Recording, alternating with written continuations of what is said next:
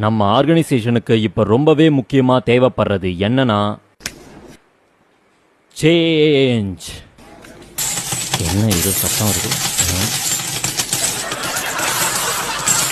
அட சொல்கிற பசங்களா, நீயுமாடா?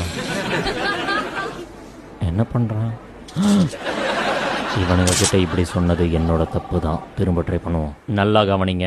நம்ம ஆர்கனைசேஷன் வளரணும்னா அதுக்கு ரொம்ப ரொம்ப ரொம்ப முக்கியம் ரீபொசிஷனிங்.